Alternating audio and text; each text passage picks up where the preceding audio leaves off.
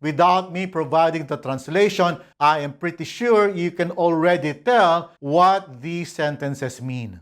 Damit, clothes. Mahal, expensive. Damit na mahal. Bahay, house. Puti, white. Bahay na puti. Tunog, sound. Malakas, loud. Tunog na malakas. Bundok, mountain. Mataas, tall. Bundok na mataas. Lugar, place. Malayo, far. Lugar na malayo. Puno, tree. Malaki, big. Punong malaki. Kotse, car. Magara, fancy. Kotseng magara. Bato, stone. Mabigat, heavy. Batong mabigat. Tao, person. Mabait, kind. Taong mabait. Aso, dog. Maingay, noisy. Asong maingay. Mamamayan, citizen. Masunurin, obedient. Mamamayang masunurin. Sabon, soap. Mabango, fragrant. Sabong mabango. Pinggan,